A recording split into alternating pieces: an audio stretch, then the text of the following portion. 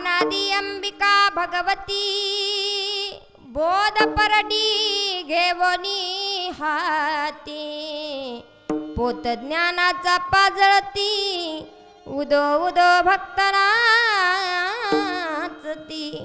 गोंधळा येईव जगदंबे गोंधळा येईव जगदंबे मूळ पीठ तू अंबे व्यास वशिष्ठ शुक गोंधळी नाचताती सोहम मिळी द्वैत भाव विसरुनी बळी खेळती अंबे तुझे गोंधळी मुकुटमणी पुंडलिका मुकुटमणी पुंडलिक 33 कोटी देवनायक एका जनार्दनी नाच देख खेळ घालती कौतुक विठ्ठल विठ्ठल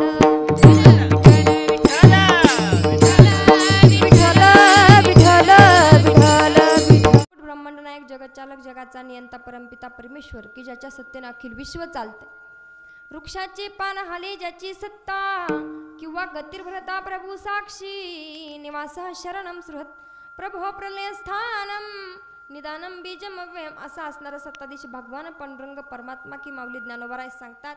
मला सांगा तुम्ही आता नेमकं कसं कीर्तन करायचं.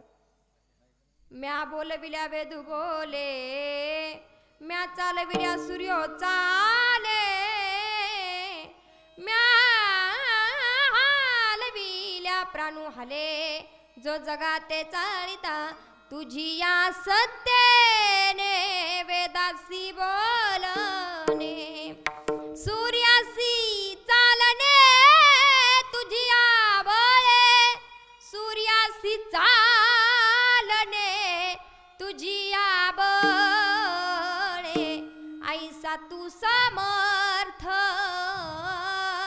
ब्रह्मांडाचा धनी असा असणारा भगवान पांडुरंग परमात्मा की माती पाणी उजेड वारा माती पाणी उजेड वारा तूच मिसळसी सर्व पसारा आभाळाचा मग येई आकार तुझ्या घटांच्या उतरंडीला नसे अंत ना पार तू वेडा कुंभार विठ्ठला तू वेडा कुंभार असा असणारा भगवान पांडुरंग परमात्मा आणि त्या भगवंताच्या कृपेने संपूर्ण महाराष्ट्रभर चालत असलेला हा शारदीय नवरात्र उत्सव आणि या नवरात्र उत्सवामधील 6व्या दिवसाच्या कीर्तनाची त्या ठिकाणी 6व्या दिवसाच्या माळेची कीर्तन पुष्पसेवा आज माझ्याकडे सुपूर्त झालेली आहे. श्री क्षेत्र बाभुळगाव या गावामध्ये जे तुळजाभवानी तरुण मित्र मंडळ या ठिकाणी ही कीर्तनाची सेवा ज्यांच्या माध्यमातून मला प्राप्त झाली याच्या अगोदरही 1-2 महिन्यापूर्वी या गावामध्ये माझं कीर्तन झालेलं आहे आणि त्याच माध्यमातून आज मला इथपर्यंत येण्याचा योग ज्यांच्यामुळे प्राप्त झाला असे असणारे पोपट आबा त्यांच्यामुळे इथपर्यंत आज या ठिकाणी भगवती मातेची सेवा करण्याची संधी मला प्राप्त होते. त्यांचे देखील मनापासून आभार. कीर्तनासाठी सर्वजण गायक मंडळी मृदंग वादक असतील हरिभक्त पारायण पेटी मास्तर महिला वर्ग पुरुष वर्ग आणि आज या ठिकाणी महाराष्ट्रातील सर्वात ख्यातनाम यूट्यूब चॅनल आणि हा कार्यक्रम आपल्याला वारंवार पाहता यावा आपल्या आठवणीत राहावा याच्यासाठी ओम साई कीर्तन हे यूट्यूब चॅनल या ठिकाणी उपस्थित आहे. त्यांचे देखील एकदा मनापासून आभार मानते. विनेकरी महाराज आहेत सर्वांचेच मनापासून आभार. कीर्तनाला सुरुवात. विठ्ठल विठ्ठल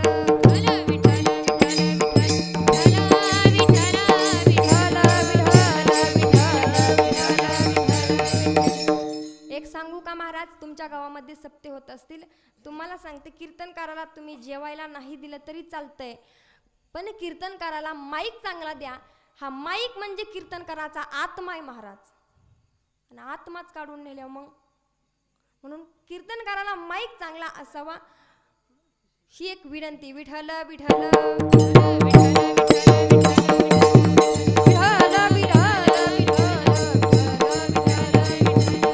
अतिशय गोड अर्थाचा अभंग आज या प्रसंगी मी भगवती मातेच्या सेवेसाठी निवडलाय. या अभंगामधून महाराज काय सांगतात. अनादि अंबिका भगवती अनादी म्हणजे कधी जिचा आधीही नाही अंतही नाही, नेमकी ही प्रगट कशी झाली हे कधीच कोणाला कळालं नाही. नेमकी हिच्यापासून ही जगाची असणारी परात्पर शक्ती जगदंबा माता की जिच्या उदरातून अनेक ब्रह्मांड तयार झाली अशी असणारी ही भगवती देवी. बर ही कधी तयार झाली कोणालाच माहित नाही ना. महाराज म्हणतात अनादी अंबिका, अनादी कालापासून त्या ठिकाणी मला देखील माहित नाही. अनादी अंबिका भगवती, अनादी म्हणजे नेमकी कशी उत्पन्न झाली. ज्यावेळेस चंद्र सूर्य तारा कोठेच काही नव्हतं त्यावेळेस पहिले कोठेची नव्हते काही, चंद्र सूर्य तारा नाही, अवघे शून्याची होते पाही. तेथे काय झालं, तेथे कढाल गाज निर्माण झाली, तिने ये वाडी ख्याती केली, ब्रह्मादिकासी मने बाहुली, अमरपुरी तिची घरकुली, पहिले कोठेची नव्हते काही, अवघे शून्याची होते गे पायी. जेव्हा हे विश्व शून्य होतं ना त्यावेळेस ही भगवती माता तयार झाली आणि कोठेच काही नव्हतं. म्हणजे मला एका प्रश्नाचं उत्तर द्या. आज या महाराष्ट्रामध्ये या जगभरामध्ये खूप शास्त्रज्ञ मंडळी आहेत, पण त्यांना 2 प्रश्नाचं उत्तर सापडलं नाही. कोण चंद्रावर जाऊन आलं तर कोण मंगळावर जाऊन आलं, पण त्या शास्त्रज्ञांना ह्या प्रश्नाचं उत्तर सापडलं नाही. माझाही तो प्रश्न तुम्हाला आहे. एखाद्याला उत्तर आलं तर द्या. इथं सुद्धा एखादा शास्त्रज्ञ असू शकतो, बरोबर आहे की नाही. ह्या अंधारातल्या महिला मंडळ मला दिसत नाहीत, ह्यांची तोंडच दिसत नाहीत. महाराज मला नेमक्या झोपल्यात का जाग्यात, प्रश्न तरी कसा विचारावा. त्यांच्या तोंडावर थोडासा फोकस पाहिजे होता म्हणजे मला दिसल्या असत्या. इकडचे दिसतात पण इकडचे काय दिसेना. महिला मंडळ प्रश्नाचं उत्तर द्या. कोंबडी अगोदर का अंडा अगोदर? बाबुळगाव मध्ये कोंबडी आहे का? कोंबडी कोंबड्या पाळताना काहीतरी असं असं असं असं कर. कोंबड्या आहेत का? मला सांगा, खरं सांगा, कोंबडी आधी का अंडा आधी? कोणतरी एक जण सांगा ना. बरं अंडाच नसतं तर कोंबडी कुठून आली असती? प्रश्नच आहे ना महाराज, सुटलाच नाही अजून कोणाला. पुरुष मंडळ तुम्हाला एक प्रश्न आहे, झाड अगोदर का बी अगोदर? माझ्याकडे बघून उत्तर द्या. झाड अगोदर का बी अगोदर? बी नसते तर मग झाड कुठून आलं असतं? बरं झाड नसतं तर बी कुठून आली असती? प्रश्नच आहे, कधीच प्रश्न सुटणार नाही. बरं ज्यावेळेस हे कोठेच काही नव्हतं, झाड नव्हतं, चंद्र नव्हते, सूर्य नव्हते, दगड नाही, माती नाही, कोठेच काही नाही, त्यावेळेस काय झालं, ही ढालगाज निर्माण झाली आणि तिने एवढी जगभरामध्ये ख्याती केली. बरं ही ढालगाज कशासाठी निर्माण झाली? ढालगज कोणाला म्हटलंय तर या तुळजाभवानी मातेला म्हटलंय. नेमकी ही देवी कशासाठी उत्पन्न झाली, हिला येण्याचं कारण काय? याचं कारण असं आहे, तुम्हाला सर्वांना सांगून जाते. पण एक विनंती, कीर्तनामध्ये कधीच कोणी बडबड करू नका. विक्षेप होत असतो कीर्तनामध्ये, शांत बसा, बडबड करू नका. विठ्ठल विठ्ठल विठ्ठल विठ्ठल नेमकी ही कशी तयार झाली तर भगवंताच्या श्वासामधून एक राक्षस तयार झाला होता. त्या राक्षसाचं नाव आहे सिंदुरासूर आणि तो सिंदुरासूर नावाचा राक्षस भगवंताच्या श्वासामधून तयार झाला आणि तो देवाला एवढा प्रिय ठरला. का प्रिय होता देवाला? तर ती भगवंताची सगळीच कामे करायचा. जे काम देव सांगल ते काम मनोभावे करत असायचा. अगदी श्वासापासून तयार झाला होता. देवालाही फार प्रिय होता. त्याचं नाव होतं सिंदुरासूर. मग एक दिवस देवाने प्रसन्न वदनाने त्याला एक शब्द दिला, तुला आज काय मागायचंय ते मागून घे. त्यावेळेस त्याने सांगितलं, देवा मी एवढे दिवस कधीच काही मागितलं नाही, आज एक मागणं. काय मागणं? तर या त्रिलोक्यावरती माझी सत्ता हवी. हे त्रिलोक्य काबीज करण्याची ताकद तुम्ही माझ्यामध्ये मिळून द्या. देव म्हटले मला काही शक्य नाही असं नाहीच, सगळ्या गोष्टी शक्य आहेत. ही गोष्ट शक्य आहे, तुझ्या हातामध्ये हे त्रिलोक्य देतो. काही दिवस हे राज्य, हे त्रिलोक्य त्या सिंदुरासूर नावाच्या राक्षसाने सांभाळलं आणि सांभाळल्याच्या नंतर आता थोडासा तो म्हातारा व्हायला लागला. त्याला वाटलं, अरे माझी जागा कुणीतरी घेतली पाहिजे, इतरत्र दुसऱ्यांना कोणाला तरी देण्यापेक्षा माझ्याच मुलाला ही जागा असावी. पण मुलगा होण्यासाठी लग्नच झालं नाही. लग्न झालं नाही, देवा माझं लग्न व्हावं असं मला वाटतंय. देव म्हटले ही पण इच्छा तुझी पूर्ण करतो. मग लग्न कसं करायचं? भगवंताने सांगितलं, या अरण्यामध्ये जा, सकाळी सकाळी जी मादी तुला दिसेल, जी स्त्री तुला दिसेल तिच्यासोबत लग्न करायचं. हा किती केला तरी राक्षसच होता. त्या वनामध्ये गेला, त्याला एक सकाळ सकाळ त्या वनामध्ये उन्मत्त झालेली म्हैस दिसली. त्या म्हशीसोबत त्याने संयोग केला, विवाह केला आणि विवाह केल्याच्या नंतर काही दिवसांनी त्याला पुत्र झाला. तो पुत्र म्हशीच्या पोटामधून प्राप्त झाला, म्हणून त्या पुत्राचं नाव काय ठेवलं? महिषासुर. आणि या महिषासुर नावाचा राक्षस त्या ठिकाणी उत्पन्न झाला. प्रगट झाल्याच्या नंतर त्या ठिकाणी आता एवढी मागणी करायची राहिली होती. तो महिषासुराने सांगितलं की देवा, हे बघ, माझ्या वडिलांनी एवढे दिवस हे त्रैलोक्य सांभाळले, पण याच्यावरती आता माझी सत्ता आहे. त्या महिषासुरामध्ये भगवंताने एवढी त्या ठिकाणी ताकद निर्माण करून, एवढी ताकद निर्माण करून दिली. त्याने हे त्रैलोक्य काबीज केलं, एकत्रित केलं आणि सगळे ग्रंथ, पुराण, सगळे वेद जाळून टाकले. ब्राह्मणांना त्रास द्यायला लागला, विद्वानांना, संतांना, सज्जन माणसांना त्रास द्यायला लागला. असे अनेक कार्य त्या ठिकाणी विघात करायला लागला. मग आता काय करावं? देवदेवतांना त्रास व्हायला लागला. बरं, देवदेवतांनी मारावं त्याला कसं? तर अगोदरच त्याने भगवंताकडून वरदान मागून घेतलं होतं. वरदान मागायला गेला त्यावेळेस देवाला सांगितलं, हे बघा देवा, मला कोणत्याही पुरुषाच्या हाताने मरण नकोय, मला एका स्त्रीच्या हाताने मरण हवंय. आणि ती स्त्री कोण व्हायचं, म्हणजे स्त्री कोणाला बनवायचं? आता ह्याला मारायचं आहे तर एक स्त्री उत्पन्न करायची. देव सुद्धा त्याच्या पुढे हातबल झाले होते. भगवान श्री विष्णू, महादेव आणि ब्रह्मदेव यांच्या कणामधून त्या ठिकाणी 3 गुणांपासून, तामस गुण, राजस गुण आणि सात्विक गुणापासून एक कन्या तयार करण्यात आली आणि तिचं नाव ठेवण्यात आलं भगवती. ही जगदंबा माता तयार झाली. कशासाठी झाली? त्यावेळेस संत महात्मे म्हटले, अनादि निर्गुण प्रगटली भवानी, मोह महिषासुर मर्दानाला कोणी, त्रिविध तापाची कलावया झाडली, भक्ताला की तो पावसी निर्वाणी, आईचा जोगवा जोगवा मागेल, आईचा जोगवा जोगवा मागेल, आईचा जोगवा मागोनी ठेविला, महाद्वारी नवसन खेळला, जन्म मरणाचा फेरा मी चुकविला, आईचा जोगवा जोगवा मागेल, आईचा जोगवा जोगवा मागेल, आईचा जोगवा जोगवा मागेल. उदे ग अंबे उदे, उदे ग अंबे उदे, उदे ग अंबे उदे, उदे ग अंबे उदे, उदे ग अंबे उदे, उदे ग अंबे उदे, उदे ग अंबे उदे, उदे ग अंबे उदे.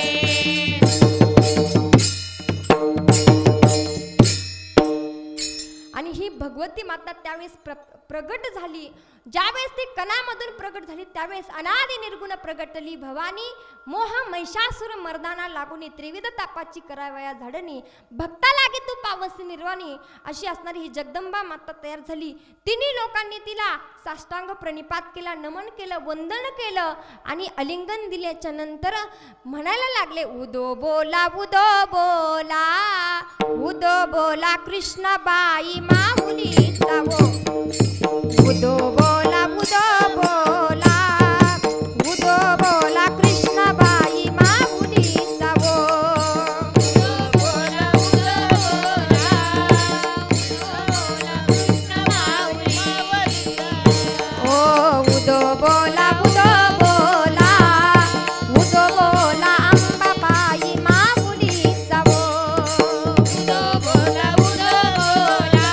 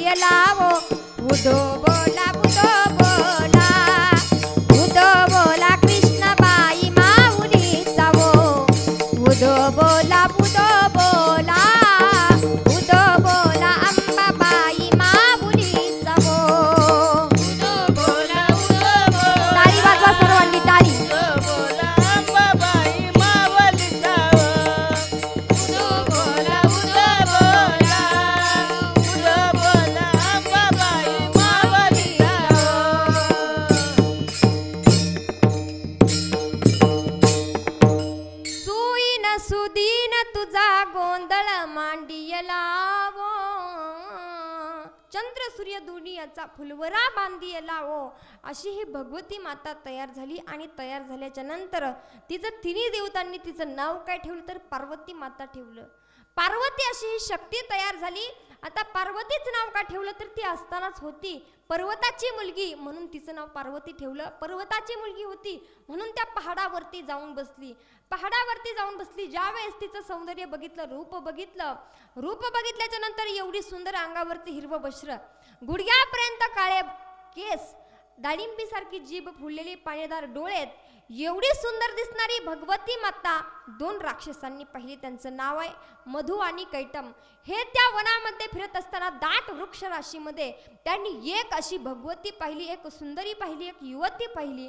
पाहिल्याच्या नंतर मनच मोहून गेलं की अरे, या विश्वामध्ये सगळ्या गोष्टी आम्ही पाहिल्या.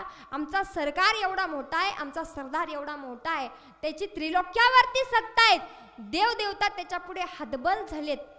आणि असा आमचा जो सरकार आहे त्याच्याजवळ सुद्धा एवढी सुंदर रूपवती स्त्री नाहीये, मग त्यांना ही स्त्री हवी आहे. बघितलं तिच्याकडे आणि तसेच तिथून माघारी फिरल्याच्या नंतर महिषासुराजवळ गेले. सरदार, तुम्ही सगळ्या गोष्टी मिळवू शकता, पण एक अशी गोष्ट आहे ती तुम्हाला प्राप्त होईलच की नाही याची शाश्वती आम्ही सुद्धा देऊ शकत नाही. रे, कोण आहे ती? त्या पर्वताच्या, हिमालयाच्या पर्वतामध्ये एक अशी कन्या बसली. एवढं सुंदर रूप आहे तिचं, दिसायला तरी एवढी सुंदर आहे आणि दिसणं तर वेगळंच, पण भगवंताने तिच्यामध्ये एवढं ओतपोत भरून त्या ठिकाणी सौंदर्य भरलंय. अशी ती स्त्री आहे, रूपवती, लावण्यखानी, एवढी सुंदर आणि देखणी, एवढी सुंदर स्त्री आम्ही कधी पाहिली नाही. मग सांगताय कशाला, घेऊन या तिला. असं सांगितल्याच्या नंतर दोघंही निघाले. मधु आणि कैठम निघाले. खाली उभा आहेत, दोघंही खाली उभा आहेत. पर्वतावरच्या मध्यभागी ती पार्वती माता बसलेली आहे. आवाज दिला.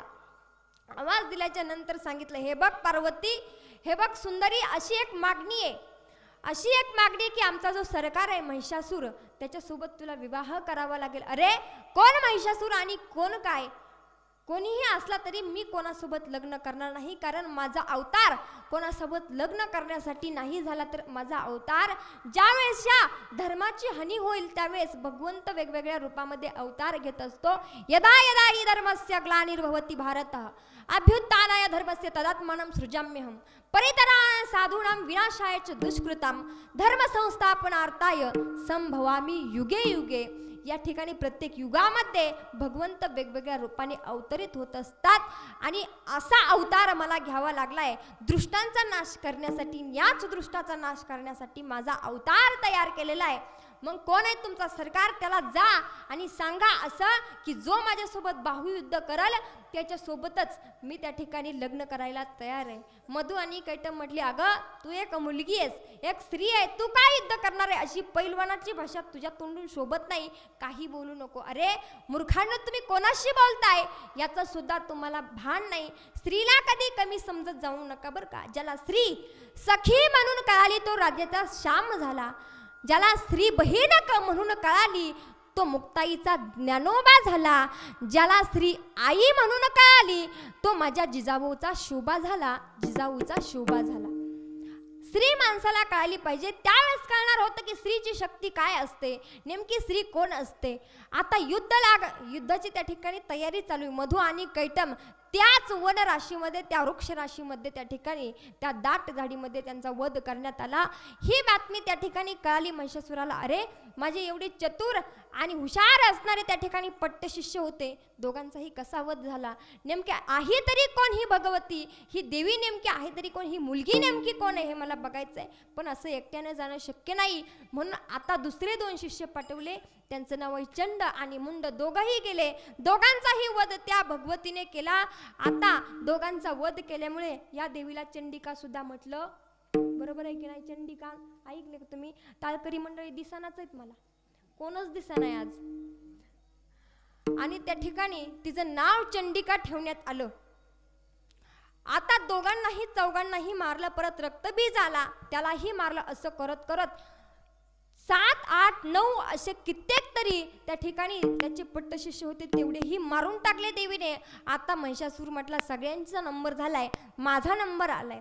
गेला गेल्याच्या नंतर भगवतीला सांगितलं, ए सुंदरी, एवढी दिसायला सुंदर आहे, अगं तू माझ्यासोबत विवाह केला तर तुला दुसरीकडे या वनामध्ये बसण्याची गरज नाही, तुझी या त्रिलोक्यावरती सत्ता निर्माण होईल. अरे कोणती सत्ता, कोणतं काय, पहिलं युद्ध करायचं पाहू, मग सत्ता मिळवायचं बघते, अगोदर युद्धाला तर तयार हो.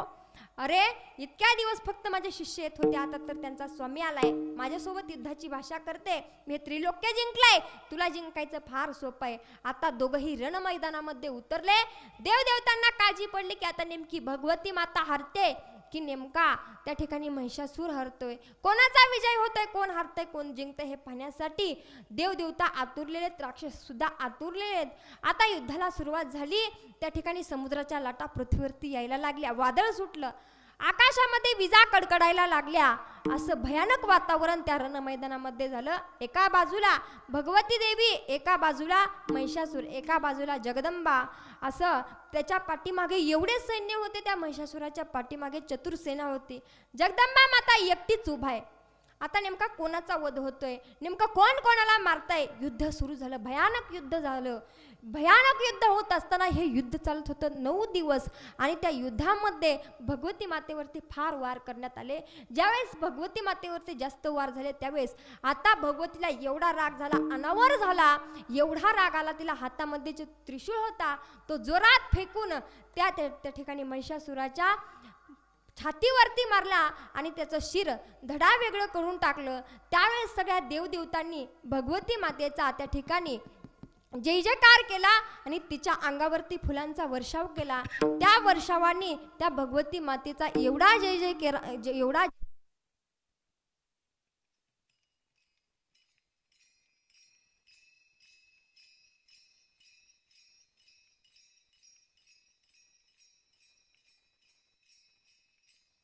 सीता स्वयंवर हा ग्रंथ लिहिला, एकनाथी भागवत लिहिलं. त्या ठिकाणी गवळणी लिहून ठेवल्या, अभंग लिहून ठेवले. लवकर अवघड अभंग लोकांना समजणार नाहीत म्हणून सोप्या भाषेमध्ये भारुडाची त्या ठिकाणी निर्मिती केली. नाथ महाराजांचं भारुड ऐकल्याच्या नंतर ज्यांच्या तोंडावर 12 वाजलेत, 12 कळतेत ना, मला जाऊ द्या ना घरी, आता वाजले की ते 12 बर का, आणि 12 वाजल्याचा काटा 9 वर येत असतो. एवढे गोड भारुड आहेत, एवढे गोड भारुड आहेत, ऐकल्याच्या नंतर सगळ्यांची कान उघडणी होते, असे गोड भारुड आहेत. मला नवरा नको ग बाई, मला दादला नको ग बाई, टाळ वाजवा टाळ. मला नवरा नको ग बाई, मला दादला नको ग बाई,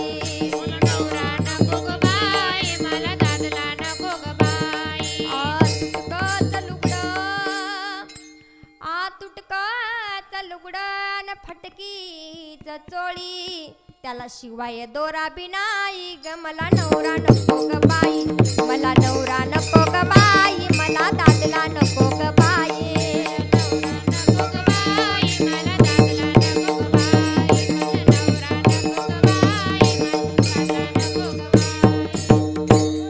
मोडकेच घर न तुटकेच छप्पर, मोडकेच घर तुटकेच छप्पर, त्यात राहिला बाई जागा नाही, मला नवरा नको ग बाई, मला नवरा नको ग बाई, मला दादला नको ग बाई, नवरा नको ग बाई, मला दादला नको ग बाई, नवरा नको ग बाई, मला दादला नको ग बाई.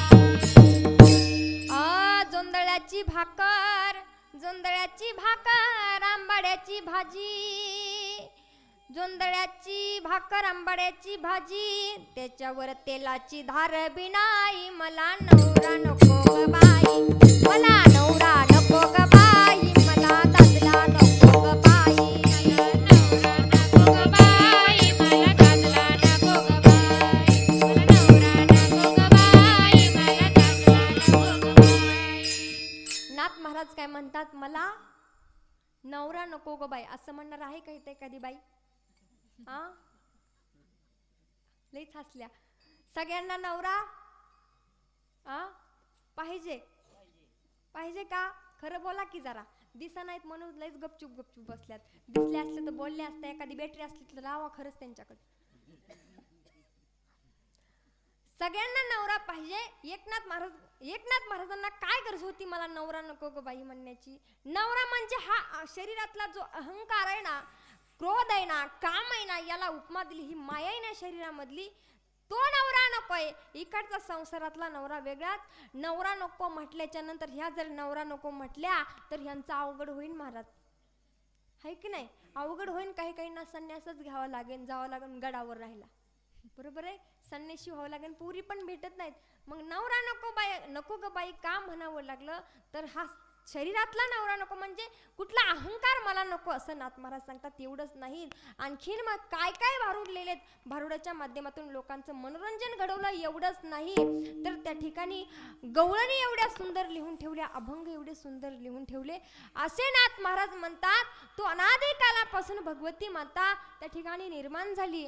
आम्ही या पंढरपूरमध्ये गोंधळ घालत असताना या गोंधळामध्ये तू सुद्धा यावं, कारण तू या विश्वाचा मुला भवानी गोंधळाला रे, गोंधळ मांडीला भवानी गोंधळाला रे, गोंधळ मांडीला भवानी गोंधळाला रे, गोंधळ मांडीला भवानी गोंधळाला. आ चौक भरीला माणिक मोती मंडप आकाशाचा, हात जोडणी करुणा भाकित उदार करणा वाचा. माणिक मोती मंडप आकाशाचा, हात जोडून करुणा भाकित उदार करणा वाचा. अधर्म निर्दाळून आई धर्म तूच रक्षिला, महिषासुर मर्दिनी पुन्हा दैत्य इथे हा मातला. आई कृपा करी माझ्यावरी जागवी तोरात सारी. आंबे गोंधळाला ये, गोंधळ मांडीला भवानी गोंधळाला, गोंधळ मांडीला भवानी गोंधळाला ये, भवानी गोंधळाला ये, गोंधळ मांडीला भवानी गोंधळाला ये. अशी ही भवानी माता. आणि त्यावेळेस ह्या भवानी मातेला गोंधळाला बोलवण्याचं काम केलं. एकनाथ महाराजांनी नेमका गोंधळाला तिला का बोलवलं? महाराजांना एक नवस करायचा होता. नवस असा होता, नवस ऐकल्याच्या नंतर प्रत्येक स्त्रीला वाटण आपण सुद्धा हा एकनाथ महाराजांसारखा नवस त्या भगवती मातेला केला पाहिजे. नवस एवढा छान आहे, सगळ्यांनी लक्ष देऊन ऐका. कीर्तन वारंवार होत नसतं. वारंवार जरी कीर्तन झालं तरी प्रत्येक महाराज हाच बोध तुम्हाला देऊन जात नसतो. प्रत्येकाने नवस लक्ष देऊन ऐकायचा. कदाचित पुढच्या वर्षी माझंच कीर्तन असलं तर तुम्हाला सगळ्या महिला मंडळाला प्रश्न विचारणार, नवस काय होता? नवस असा एवढा गोड नवस केला. सत्वर पावगे मला भवानी आई, सत्वर पावगे मला भवानी आई. पिटी वाजूच नका. सत्वर पावगे मला भवानी आई, सत्वर पावगे मला भवानी आई. रोडगावा हिंतुला भवानी आई, रोडगावा हिंतुला भवानी आई, रोडगावा हिंतुला. सासरा माझा गावी गेला टाळ, सासरा माझा गावी गेला, तिकडचा खपवी त्याला भवानी आई.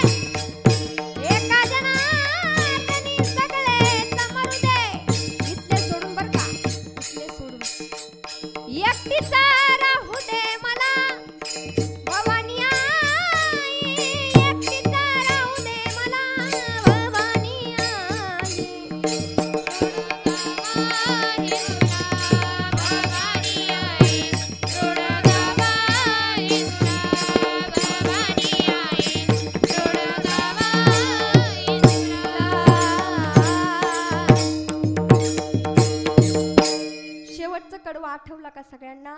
एका जनार्दनी सगळे मरू दे. वाटतंय का मराव? मी नाही बरं का म्हणत.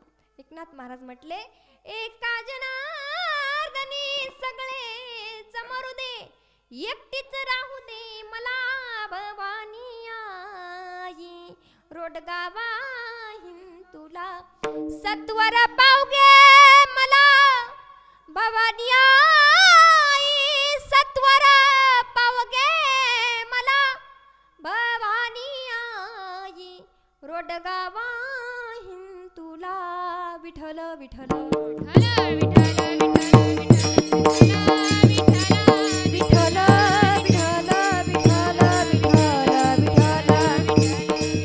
भवानी आईनं आपल्याला सत्वर पावण्यासाठी दर्शन देण्यासाठी आपल्याला तिचा गोंधळ घालायचा आहे. मग एकनाथ महाराजांनी ठरवलं हा गोंधळ घालायचा आहे. मग गोंधळ घालण्यासाठी कोण कोण उपस्थित आहेत तर व्यास वशिष्ठ शुक गोंधळी आणि नाचतात ती सोहम मेळी. असं नाचतायत, एकत्र येऊन नाचतायत. बरं कुठं नाचतायत तर त्या ठिकाणी पुंडलिक रायाच्या समोर नाचतायत. मग पुंडलिक रायाला तरी कुठं दम निघतोय. कोण कोण आले आणखी नाच करण्यासाठी गोंधळ घालण्यासाठी? मुकुटमणी पुंडलिक आणि 33 कोटी देव नायक. या विश्वातले 33 कोटी देव सुद्धा नायक झालेत, नाचणारे झालेत. मग कुठं नाचतायत? पांडुरंगाच्या समोर नाचतायत. पांडुरंग सुद्धा इतरत्र कोण नसून तो या भगवतीचाच अवतार आहे. म्हणून त्या ठिकाणी म्हटलं जातं एक एक विठाबाई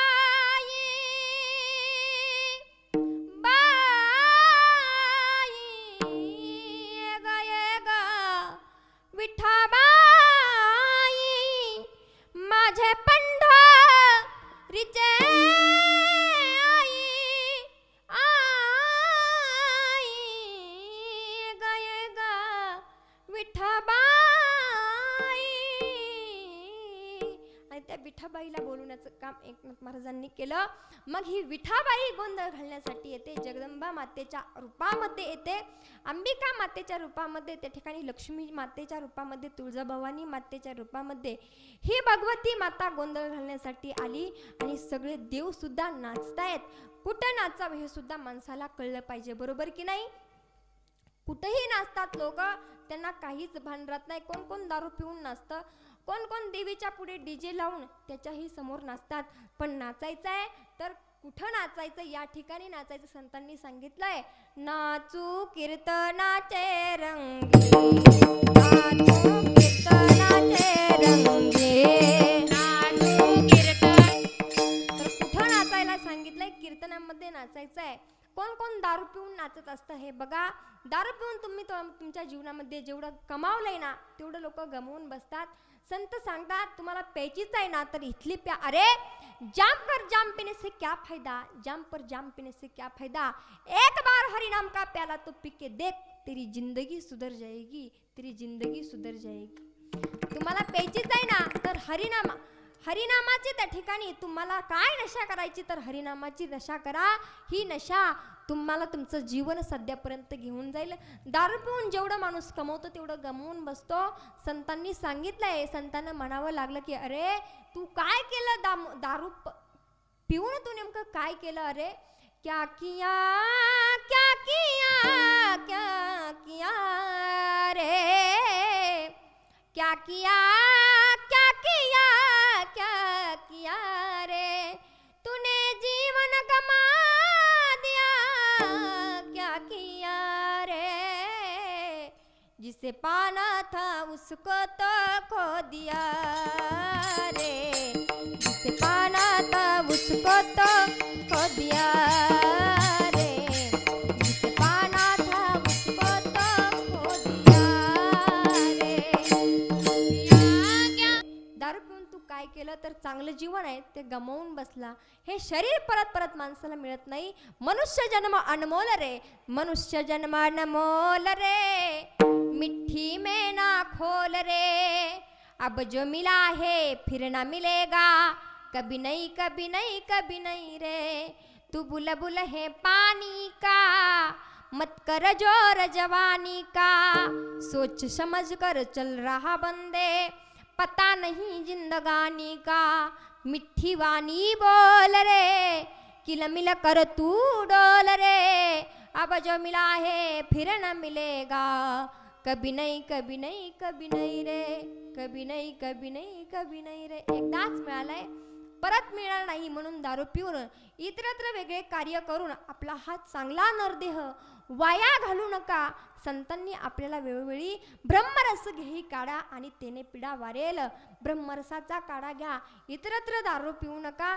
दारू पिल्यानंतर काय हाल होतात माणसाचे तुम्हाला सांगून जाईल. तुम्हाला कोणता बाजार असतो, कोणत्या बाजाराला जाता, बाजाराला जाता का, कोणत्या गावाला, इंदापूरला. इंदापूरचे समजा इंदापूरला बाजार भरलाय, बाजारामध्ये आपल्या गावचे 2 पेताडे नव्हते, दुसऱ्या बाहेर गावचे होते. पिऊन आले, दिवसभर बाजारामध्ये फिरले, एवढं दारू पिले एवढं दारू पिले, दिवस मावळायचा वेळ झाला. दिवसही मावळायला गेला, गावाकडे निघाले, फुल दारू पिलेले होते, चालता सुद्धा येणार. चालता चालता त्या ठिकाणी दोघांच्या काहीतरी गप्पा चालू होत्या. त्यांची भाषा इतरांना कोणालाच कळेना आणि कळत नसल्यामुळे रोडच्या कडेला एक गटारी होती. दोघांचं काहीतरी भांडण झालं, एकाने दुसरीला ढकलून दिलं, तो धपकन गटारीमध्ये पडला. गटारीमध्ये पहिलंच एक डुक्कर लोळत होतं. हा गटारीमध्ये पडला. पडल्याच्या नंतर त्याने गटारीमधल्या त्या डुकराच्या शेपटीला हात लावला. एवढी लांब शेपटी त्याने हातामध्ये घेतली. मोठ्यानेच म्हणायला लागला, पप्प्याच्या माईने आज लईच मोठी इणी घातली. असं म्हटल्याच्या नंतर काय त्या जीवनाला अर्थ आहे का महाराज. एखाद्याची बायको सांगत असेल, मालक दारू पिऊ नका, दारू चांगली नाही, दारूमुळे तुमच्या जीवनाचं वाटोळं होत आहे. तुम्हाला दारूमुळे समाजामध्ये किंमत नाही, नातेवाईकामध्ये किंमत नाही, घरामध्ये किंमत नाही, परिवारामध्ये किंमत नाही, दारू चांगली नाही, तुम्ही पिऊ नका. ऐकलं पाहिजे महाराज. लोक ऐकत नाही. विषय काय चालू होता, नाचायचंय कुठं, इथे नाचा. लोकांना सांगितलं कीर्तनाला चला, अजिबात येत नाहीत. कीर्तनात येऊन पुढं बसायला लोकांना लाज वाटते महाराज. पण आज या ठिकाणी तुमचं तरी तुम्ही कीर्तन ठेवले, काय काय ठिकाणी नाचण्यासाठी बायका ठेवले जातात, नाच असतो, मुरळ्या असतात नाचायला. त्या ठिकाणी लोकांना बसायला जागा नसते. सांगते काय कुठं नाचते, एवढं पार एवढं पुढे जाऊन बसते. नाचणारी बाईचा गुडघा त्याच्या नाकाला लागला तरी मागं सरकत नाही. लोकांना कुठं जावं हे सुद्धा कळत नाही. म्हणून कीर्तनात येण्याची बसण्याची लोकांना लाज वाटते. पाठीमागं बसतात, सांगावं लागतं, महाराज पुढे येऊन बसा, पुढे येऊन बसा. जिथं जाऊ नये तिथं जातात, जिथलं खाऊ नये तिथं खातात, जी पिऊ नये ते पितात. म्हणून चांगलं जीवन जगा, व्यवस्थित जीवन जगा. विठ्ठल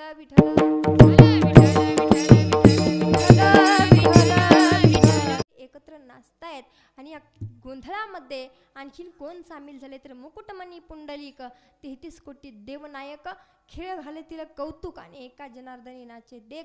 हा सगळा नाच बघत असताना एकनाथ महाराज एवढे आनंदित परत त्या जगदंबेला बोलवतात. गोंधळा येई ओ जगदंबे आणि मूळ पीठ तू अंबे. विठ्ठल विठ्ठल विठ्ठल विठ्ठल विठ्ठल भगवती मातेला बोलवण्याचं काम आपण सर्वांनी करायचंय. भगवती आपल्या घरामध्ये असू शकते, प्रत्येकाच्या घरामध्ये स्त्रीच्या रूपामध्ये ती भगवती माता राहते, ती भगवती माता वास्तव्य करते. मग त्या भगवती मातेला जपून ठेवण्याचं काम आपले पुरुष मंडळ. तुमच्या घरामधली जी स्त्री आहे, जी लक्ष्मी, ती भगवतीच आहे. तिला कधीच कमी समजू नका, तिचा आदर करायला शिका, त्या मुलींना जपायला शिका. आज मुलींचा आदर केला जात नाही, आज स्त्रीचा आदर केला जात नाही, पण ती स्त्री सुद्धा लक्ष्मी सारखीच असायला हवी. बरोबर की नाही. आपल्या घरातल्या लोकांशी प्रामाणिक असायला हवी, आपल्या पतीशी प्रामाणिक असायला हवी, सासूबाईशी, सगळ्या नातेवाईकांशी एकत्रितपणे राहणारी असावी. अगदी ती लक्ष्मी सारखी असावी, ती देखणी असावी आणि तिचे गुण सुद्धा लक्ष्मी सारखे असावे. एक वेळेस कीर्तनामधून सांगत होते, स्त्री म्हणजे स्त्रीच्या पोटामध्ये काहीच राहत नाही. हे गेलं की हिच्यापाशी सांगणार, ते गेलं की तिच्यापाशी सांगणार, तुला म्हणून सांगते ना की गावाला येडा आणते. अशी लक्ष्मीची जाते म्हणलं. काही लक्ष्मी देवाचे गुण तिच्या अंगामध्ये नसतात. एक जण मी म्हटलं कीर्तनामध्ये अशा लक्ष्मी असतात, सासूबाई घरात नसलं की सुनबाईने चुरून खायचं आणि सुनबाई घरात नसली की सासूबाईने चुरून खायचं. असं काही काही घरामध्ये चालत असतं. बाबुळगावमधलं काहीच सांगत नाही, आमच्या कर्जतचं सांगते सगळं. इथलं काहीच नाही. इथल्या सगळ्या सुना, इथल्या सगळ्या सासवा चांगल्या आहेत महाराज, इथलं काहीच सांगायचं नाही. आणि असं सांगत असताना एक पुरुष कीर्तन झाल्याच्या नंतर माझ्याकडे आला. मला म्हटला, ताई तुम्ही कीर्तनामध्ये जरा चुकीचंच बोलात. म्हटलं काय झालं, काय चुकीचं बोलले. तो म्हटलं, तुम्ही म्हणता की एखाद्याची बायको असते ती चोरून घरामधलं खात असते, सासू घरात नसल्यावर चोरून खाते, मालक घरात नसल्यावर चोरून खाते. माझी मालकीण अजिबात तशी नाही, मी वकील आहे म्हटलं. मी म्हटलं हो वकील आहेत तुम्ही. म्हटलं हो वकील आहे मी. मग ते म्हटलं मी सकाळी 10 वाजता त्या ठिकाणी कोर्टामध्ये जातो आणि संध्याकाळी 5 वाजता येतो. 10 वाजताच माझी बायको माझ्यासोबत जेवण करते. त्याच्यानंतर दिवसभर माझ्यासाठी उपवाशी बसते. मी 5 वाजता आल्याच्या नंतर मग आम्ही दोघंजण सोबत जेवण करतो. तुम्ही म्हणता बायको चुरून खाते, माझी बायको अशी नाही, अगदी तुम्ही सांगितल्याप्रमाणे लक्ष्मीसारखी. मी म्हटलं ठीक आहे, चांगली आहे, पण प्रत्येकाची बायको चांगली नसते. मी म्हटलं तुमची सुद्धा बहुतेक चांगली नाही वाटत. तो म्हटला असा कसा संशय घेता तुम्ही? मी म्हटलं ट्राय करून बघा तुम्ही. उद्याच्याला तिला म्हणायचं मला 10 वाजता कामाला जायचं आहे आणि मी रात्री 8 वाजता येणार आहे, कोर्टामध्ये महत्त्वाची मीटिंग आहे, मला उशीर होणार आहे यायला आणि तुम्ही कामावर जाऊ नका. म्हटलं पुढच्या गल्लीतून जा, मागच्या गल्लीतून या. आणि ते मी सांगितल्याप्रमाणे मी काही बघायला नाही म्हटलं, पण तसं करून बघा, बघा नेमकं दिवसभर ही घरात काय काय करते. ते म्हटलं ठीक आहे ताई, तुम्ही महाराज आहेत, मग तुम्ही नक्कीच खरं बोलत असताना. मी म्हटलं हो मी खरंच बोलते, तुम्ही नक्की ट्राय करून बघा. मी तर उद्या गावाकडे जाणार आहे, फोन करून मला सांगा नेमकी पत्नी तुमची कशी आहे. तो म्हटला ताई ठीक आहे, मी सांगतो तुम्हाला. आता दुसरा दिवस उजडला. बायकोला सांगितलं हे बघ मला आज कोर्टामध्ये खूप महत्त्वाचं काम आहे, 10 वाजता डब्बा तयार झाला पाहिजे, मी रात्री 8 वाजता येणार आहे, तू माझी वाट बघू नको, दिवसभरामध्ये जेवण करून घेते. म्हटली मालक एवढ्या दिवसापासून तुमची वाट बघितली, आज फक्त 2-3 तास मला उपवाशी राहिला, काय अडचण आहे, राहते तुमच्यासाठी उपवाशी. एवढं मालक येईपर्यंत रोज सुकलेलं तोंड करून बसायची. आज आनंदामध्ये म्हटली मालक उशिरा येणार आहेत, घरामध्ये भरपूर काहीतरी खाण्यासारखं मिळेल मला, असं म्हणून एवढी आनंदामध्ये मालकांना म्हटली लवकर यावं. मालक प्लीज तुम्ही लवकर येत जा बरं का, मला फार भूक लागते. मालक म्हटले काळजी करू नको, आज लवकरच येणार आहे. मालक निघाले घरातून, डबा घेऊन गाडीची किक मारली, गेले पुढच्या गल्लीतून, गेले मागच्या गल्लीतून आले, खिडकीतून वर चढले, जिन्यावर जाऊन बसले. जिन्यातून बघायची हिचं काय चाललं, हिने पाठीमागं वळून बघितलं घराच्या, गेले. म्हटली मालक फार लांब गेले असतील, कोर्टामध्ये पोहोचले असतील. पटकन घरात गेली, तांदळाचा डबा उघडला, तांदळच नव्हते. पटकन दुकानामध्ये गेली, अर्धा किलो तांदळ आणलं आणि अर्धा किलो तांदळाचा भात शिजवला आणि एकटीनेच खाल्ला. मालकाने डोक्याला हात लावला, म्हणले बघा ताईंनी सांगितलेलं खरंच व्हायला लागले, बरं खाल्ला असेल म्हणे, आज भूक लागली असेल. मालक तोवर शांत बसले, डोक्याला हात लावून. तिने भातही खाल्ला अर्धा किलो तांदळाचा. आता परत आला पेड्यावाला म्हटला पेढे घ्या, पेढे घ्या पेढे. ती म्हटली कसे हो पेढे? तो म्हटला 100 रुपयाचे 1.25 किलो पेढे. तिने 1.25 किलो 100 रुपयाचे पेढे घेतले आणि एकटीनेच खाल्ले महाराज. आता तो मालकाने पॅक डोकं धरलं, काय खरं नाही म्हणे, ताईंनी सांगितलेला एक शब्द खरं होतोय. बायको अतिशय चॅप्टर निघली. म्हटलं माझी हिचं काही प्रेम नाही माझ्यावर, ही सगळं खोटं सांगत होती, ताई साहेबांनी सांगितलेलं बरोबर आहे. आता तेवढे पेढेही खाल्ले. थोड्या वेळाने 15-20 मिनिटांनी आला उसावाला. आता उसावाला आला, उसावाला म्हटला ऊस घ्या ऊस. ही पळत बाहेर गेली. म्हटली कसे ऊस? तो म्हटला 1 रुपयाला 4 ऊस. 1 रुपयाचे 4 ऊस घेतले आणि एकटीच कडाकडा फोडून खाल्ले. खाल्ल्याच्या नंतर आता 5 वाजण्याची वेळ झाली. मालकाला काय दम निघाना, जिन्यातून खाली उतरले, पाठीमागच्या खिडकीतून उतरले, पुढच्या गल्लीतून आले आता गाडी घेऊन. ही तसंच सुकलेलं तोंड घेऊन, हातामध्ये पाण्याचा तांबे घेऊन, जसं काही नाही काहीच खाल्लं नाही. हातामध्ये पाण्याचा तांबे घेतलाय. मालक आले, मालक धरा पाणी. मालकाने हिसकेने तांबे घेतला आणि फेकून दिला. नको तुझं पाणी नको. काय मालक का आज काय एवढे रागवलेत, नेमकं काय झालं विचारायला लागले. मालक आज कशी काय झाली मग कोर्टामध्ये मात? तो म्हटला 100 रुपयाचा अर्धा किलोचा 1.25 किलो भात. 100 रुपयाचा अर्धा किलो भात. ती शांत बसली. ती म्हटली ह्यांना काय माहित, असंच म्हणले असतील. गपचूप बसली.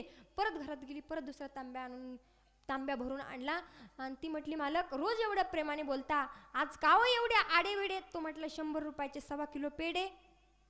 मग तरी शांत बसली. म्हटली मालकांना काय माहित, असंच म्हणले असतील. परत घरात गेली, परत तांब्या आणला. मालक रोज एवढ्या प्रेमाने बघता, एवढं छान बोलता, आज का हो एवढी ढुसपूस? तो म्हटला 1 रुपयाचे 4 ऊस. मग मोठ्याने म्हटली मालक तुम्हाला एवढं कसं कळलं? तो म्हटला तुला माझ्याशिवाय एवढं कसं ग गिळलं? बरोबर आहे की नाही? लक्ष्मी सुद्धा प्रामाणिक आपल्या घरामध्ये असायला हवी. तिचं रूप तुळजाभवानी मातेसारखं असायला हवं. ती कोणाच्याही घरामध्ये येत नाही, भाग्यवंताच्या घरी जात असते. म्हणून लागली या चाहू लग उमटल पाहू लग, लागली या चाहू लग उमटल पाहू लग, आई तू ये न केलं ग अंबाबाई, आई तू ये न केलं ग, तुझ्या येण्यानं जीवनाचं सोनं झालं ग, तुझ्या येण्यानं जीवन